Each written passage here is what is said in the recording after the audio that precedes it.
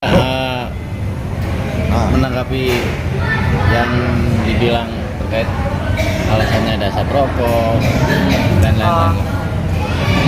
Ya, aku mau lurusin mengenai asap rokok itu. Memang di rumah itu perokok banyak, tapi itu ada smoking room. Jadi smoking room itu dari ruang tamu itu jaraknya jauh banget. Kayak dari sini ke sana pokoknya jauh lah. Jadi kita juga tahu ya bahwa perokok yang tidak merokok artinya perokok pasif itu lebih berbahaya dari perokok aktif. Jadi kayak gitu-gitu, hal-hal kayak gitu udah pasti nggak usah pakai dikasih tahu, nggak usah pakai diajarin, udah pasti kita ngerokok jauh dari anak. Nggak mungkin ada anak di sebelah kita ngerokok, itu jadi nggak bener ya. Kalaupun kita ngerokok itu di smoking room, di dekat wilayah yang jauh dari anak, di dekat adalah satu ruangan di rumah itu yang memang khusus untuk rokok gitu. Itu yang pertama soal rokok. Terus mengenai katanya dari asap rokok ada katanya jadi batuk hampir 1 bulan. Nah itu aku mau lurusin. Sekarang kan musimnya kan musim batuk, gara-gara kan cuaca juga gimana kan, hujan lah segala macem. Jadi kadang-kadang juga kayak anak tetangga, saudara itu pada banyak yang batuk juga. Anak kecil kan biasa lah ya kayak gitu, sakitnya anak kecil apa sih kalau nggak flu batuk gitu kan. Jadi flu batuk itu juga mereka 5 sampai seminggu udah. Jadi seminggu ya. Aku lurusin di sini anak-anak sakit tuh seminggu gitu. Bukan lebih hampir sebulan, itu tidak benar. Nah, terus aku mau lurusin lagi masalah internet. Jadi anak-anak memang benar dikasih akses internet, tapi nomor meja 2, silakan mengambil pesannya. ya aku mau lurusin soal internet. Jadi memang anak-anak dikasih untuk main handphone gitu, tapi yang anak yang pertama ya yang udah dewasa, tapi dalam batasan juga, nggak ada yang nonstop terus-terusan gitu ya hampir 1 hari. Orang dewasa juga kan nggak sanggup kan. Nomor meja 2, silakan mengambil pesannya. Jadi itu nggak benar bahwa internet itu 1 hari itu dikasih 2 kali. Jadi kayak misalnya siang sejam, terus malam 1 jam, yaitu iya. Tapi dalam batasan yang masih wajar kok. Kita juga nggak mungkin, karena kan anak-anak kalau misalnya ngelihat layar terus-terusan, apalagi jarak deket, emang matanya mau kedip-kedip gitu. Jadi nanti matanya rusak kayak gitu-gitu, kita ngerti lah. Nggak mungkin juga gitu, nggak mungkin juga kita membiarkan hal itu terjadi. Jadi aku udah lurusin di sini masalah internet itu masih dalam batas yang wajar. 1 hari 2 kali atau sejam nggak lebih dari 2 jam, masih batas wajar. Terus kalau asap rokok tadi, asap rokok kan udah jelas ya bahwa anak-anak sakit itu memang karena cuaca, bukan karena tercemar asap rokok. Karena asap rokok sekali lagi aman dan jauh dari jangkauan anak-anak dan jauh dari ruang tamu. Ada ruangan khusus. Itu sih yang aku mau lurusin di sini ya. Oke, dibilang menutup komunikasi dengan ibunya seperti apa nih Kak? Mempersulit lah gitu. Oke, untuk menutup akses itu tidak benar ya, bahwa adik saya di sini tidak pernah membatasi ataupun menghalangi pertemuan antara ibu dan anak. Buktinya sampai saat ini dia sudah Nomor meja 2, silakan mengambil pesannya. ya karena tidak pernah membatasi ya, tidak pernah membatasi karena sudah ada pertemuan antara Inara dan anak-anak sudah 4 kali. Ya, aku pun pernah ketemu Inara di rumah. Pertama kali di rumah ketemu, kita tegur-teguran. Terus yang kedua Inara datang, aku nggak ada. Nomor meja 29, silakan mengambil pesannya. Terus Inara datang, yang kedua aku tidak ketemu ya. Dan itu pun datang juga. Yang ketiga, yang keempat, yang terakhir itu kan baru-baru ini. Baru-baru ini kalau nggak salah di sekolah atau di mana gitu. Nah, itu artinya jelas ya bahwa adik saya memberi akses untuk bertemu ibunya. Kita tidak ada yang menghalangi untuk pertemuan antara ibu dan anak, tidak ada. Cuma di sini kan ibunya kan lagi ada masalah, jadi ada baiknya sementara anak-anak sama bapaknya gitu, sama Virgon nanti kalau udah beres masalahnya kan bisa dibicarakan gitu loh, baiknya gimana, atau mereka masing-masing mau gimana mengenai hak asuh anak atau mau gugat dan segala macam, itu nanti gitu loh. Cuman intinya sekarang di sini lebih ke mengamankan anak-anak. Nomor meja 1. Boleh tahu Kak, ketemuan waktu itu ngapain aja Inara sama anak? Ya kayak makan, terus ya cerita antara ibu dan anak lah ya, kemana ngapain gitu-gitulah standar. Terus Inara juga pernah ada ngasih kado kan ke anaknya, tapi ngirim, nggak ketemu langsung. Waktu anaknya yang nomor 2 itu ulang tahun, Inara kasih kado apa gitu, mainan lah. Virgon kasih kado motor ke anaknya kan, motor Harley custom yang buat anak kecil gitu. Motornya itu mirip seperti motor Virgon, jadi biar kembar ceritanya tuh, jadi biar kembar tapi listrik gitu. Ya mungkin nggak sih Kak, apa yang tadi Kakak bantah ya, Ya. 3 hal tadi tuh yang Kakak, itu mungkin nggak keluar dari mulutnya anak-anak, mungkin pada saat ketemuan gitu.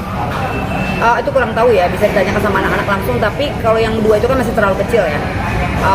Mungkin dari yang lain atau nggak ngerti, atau mungkin memang ya sebenarnya sah-sah aja ya, masing-masing mau hak asuh anak itu.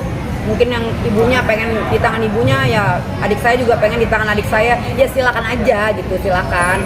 Kalau lapor ya kita datang kalau memang diperlukan, kayak ini kan kayak apa namanya tadi ke Komnas Perlindungan Anak, ya silakan aja. Nanti kan di sana kan bisa dilihat, bisa apa namanya, bisa korporatif lah. Misalnya Komnas HAM mau melihat bagaimana langsung gitu kan, ya silakan aja. Jadi kita menanggapi dengan santai sih, intinya gitu, kayak gitu. Kak Feby, tadi dari pihak Komnas sendiri akan menjadwalkan anak-anak untuk ketemu psikiater kan ya? Tanggapan kamu sendiri sebagai seorang tante seperti apa? Ya kalau memang itu diperlukan, kan pihak sana kan lebih paham ya soal hal ini ya, dalam hal ini. Jadi kita sih ikutin prosedur aja. Kalau disuruh begini, kita begini gitu. Kita ikutin aja. Tapi dari kamu sendiri melihat anak-anak kan sudah sering ketemu, ada rasa trauma tersendiri nggak sih? Mungkin pasti secara sadar mungkin Starla sudah mengerti kan, jauh lebih mengerti ya, ada masalah di antara kedua orang tuanya ini. Ya itu Ada sih, rasa trauma itu gitu nggak tugas adikku dan Inara ya, yang bagaimana cara mereka untuk berbicara atau kasih tahu apa, itu aku di luar aku sih. Jadi ya lebih ke ya itu urusan mereka. Ya, urusan aku di sini aku cuma mendampingi ponakan-ponakan aku karena memang aku tantenya dan aku harus dan wajib, karena kan mereka juga anak aku gitu kan. Virgon juga dulu yang ngurus aku, masa anak-anaknya aku nggak urus kan gitu. Jadi di sini bukan aku mau ikut-ikutan, nggak, aku nggak mau bahas yang soal kasus dia. Aku di sini lebih ke fokus ke anak-anak gitu. Tapi sejauh ini Kak, psikis anak-anak ini sendiri seperti apa Kak? Pokoknya sebisa mungkin yang aku nggak mau sampai ada pertanyaan-pertanyaan yang mengarah ke situ gitu. Jadi lebih ke kayak ngajak main, terus apa hobinya, salurin, terus lebih ke dia happy kayak gitu-gitu. Nah kan jadi ya nggak ada, sejauh ini sih nggak ada pertanyaan yang gimana-gimana sih. Tapi secara terlihat kayak Sekolah, gimana? aktivitas anak-anak seperti biasa, nggak ada hambatan, sekolah tetap berjalan setiap harinya baik-baik aja, keadaannya juga sehat dan malah semakin membaik ya. Bisa dilihat sendiri kan. Jadi Starla sekarang udah mulai meranjak dewasa, jadi dedinya pengen kamu yang cantik, perawatan segala macam, ke salon lah, inilah itu, lurusin rambut lah, potong rambut, luluran lah, kayak gitu-gitu, diajarin ngerawat diri gitu. Memberi pengertian anak-anak gimana sih yang sejauh ini bisa dikatakan cukup hampir jarang nih ketemu dengan ibu? Ya itu tugas dedinya sih, mungkin dedinya ngomongnya apa, aku di luar aku sih. Intinya anak-anak nggak pernah nanya hal-hal yang bagaimana gitu, nggak ada. Ya tadi juga di Komnas sempat terucap bahwa ini bakal diselesaikan satu persatu lebih dahulu, Iya. dan tidak menutup kemungkinan bakal juga menggugat terkait asuh nih. Iya. Gimana nih menurut kakak nih? Ya kita ikutin aja. Kalau nanti memang arahnya ke situ, ya kan masing-masing kan didampingi kuasa hukum masing-masing. Ya silakan aja ditempuh jalur hukum, dan mengenai nantinya gimana kita ikutin aja ya. Intinya gini, sama siapapun nanti hak asuh anak, kalau memang yang terbaik, ya aku sih nggak masalah ya selama itu memang yang terbaik. harapannya kalau bisa emang jatuh ke tangan adik aku, karena kan terkait kasusnya ini kan berat ya gitu. Tapi nanti kita lihatlah sampai di mana. Intinya kami keluarga tidak pernah menghalangi, tidak pernah kasih masukan apa. Mengambil pesanan. Intinya kami sekeluarga tidak pernah menjelek-jelekan ibunya.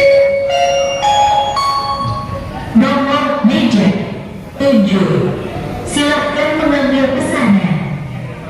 Oke kak, menurut kakak nih ya, perlu nggak sih ada yang namanya hak asuh? Artinya kan ya orang tua kan ya tinggal berbagi aja gitu. Artinya nggak perlu lagi ada yang namanya menggugat hak asuh. Itu kan segala kalau memang bisa dibicarain secara musyawarah. Inara kan nggak maunya kan ditempuh jalur hukum. Ya silakan aja, lapor ya lapor, sama-sama bersikuku ya silakan. Kan jadinya Nomor meja 8. Silakan mengambil pesanan. coba ulang lagi. Ya, artinya perlu nggak sih saling menggugat hak asuh ini gitu? Kan Ya. selama ini juga kayak fine-fine aja kayak katanya. Iya, tapi kan terkait masalah yang besar ini, yang rumit ini, ya apa ya? Mungkin takutnya kena dampak kan gitu. Dedinya berpikir ya itu kan hal yang anak-anak kalau bisa takut terganggu gitu loh. Nanti bertumbuh kembang anak. Jadi ya silakan aja kalau memang mau ditempuh jalur hukum nanti gimana ya kita ikutin aja nanti sejauh apanya. Emang sudah kelihatan dampaknya nggak? Ya enggak, dia lebih ke antisipasi gitu loh. Antisipasi. Iya, antisipasi. Oke. Kak, Kalau Inara sendiri katanya di rumah mami ada binatang yang membahayakan. Oh, waktu ART beres-beres ditemukan biawak katanya gitu.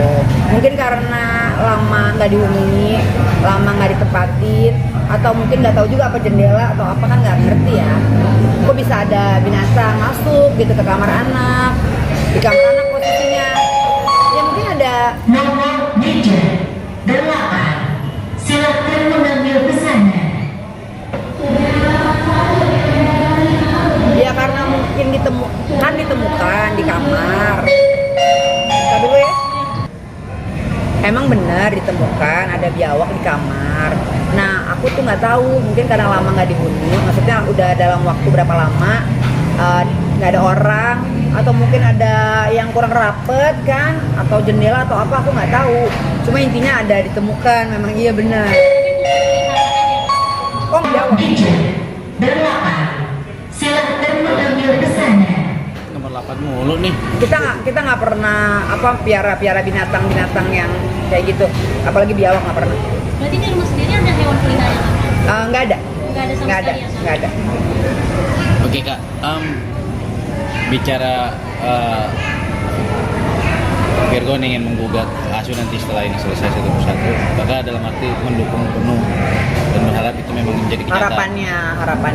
Harapannya ya doain ya, mudah-mudahan aja hak asuh anak ya bisa di tangan adik aku. Tapi nanti apapun itu, kalaupun tidak di tangan adik aku, ya mudah-mudahan adik akunya dipermudah juga. Jadi dengan siapapun itu nantinya, aku doain yang terbaik aja sih. Oke, kayak yang menarik di sini adalah kan dimana bisa dikatakan saat ini Inara bersama sebelumnya nih ya, Inara bersama anak-anak di rumah. Taruh. Ini mau masuk, cepetan mau masuk, cepetan. Tinggal satu rumah. Dalam arti di sini rumah anak-anak. Apakah nanti Inara juga secara otomatis kalau memang misalkan jadi digugat anak-anak sama Virgon akan mengambil juga kembali rumah yang diberi barangnya? Oh, kalau soal itu bisa ditanyakan sama Virgon langsung ya, karena ini bukan kapasitas aku untuk bicara mengenai harta gonung ini apa yang gimana. Biarkan nanti mereka bagaimana lah itu, aku nggak ngerti. Kak, terkait Starla yang beranjak dewasa, mungkin ada curhat apa sih ke kakak sendiri? Enggak sih, nggak pernah ada curhat-curhat yang gimana sih. Aku lebih ke ngajak main, main make-up-an, nanti main apa gitu. Kita mau main kuda nih kan, ayo aku challenge gitu. Jadi aku lebih senang dia happy aja, pengen bikin dia happy gitu. Jadi nggak pengen melihat dia apa gitu, nggak mau aku. Untuk kedekatan Dindi dan juga Ya. sejauh mana sih? Oh deket banget, sampai gini loh, anak-anak tuh kalau tidur ya di luar Virgon manggung, di luar aktivitas Virgon, kalau Virgon nggak kemana-mana, itu mereka tidur bareng, harus ditemenin, rame begitu, berpelukan, begitu, sedekat itu sama anak-anak. Kecuali anak-anaknya tahu dedinya lagi di luar kota, lagi nyanyi, baru dia nggak ribetin. Tapi kalau tahu dedinya lagi nggak nyanyi, Dedi di mana? Ali mau tidur, sini dong, temenin, gitu. Jadi dedinya kalau lagi di rumah naik dulu ke atas, nanti sejam anaknya udah tidur, baru ngapain ke bawah makan atau apa gitu. Dan itu selalu loh.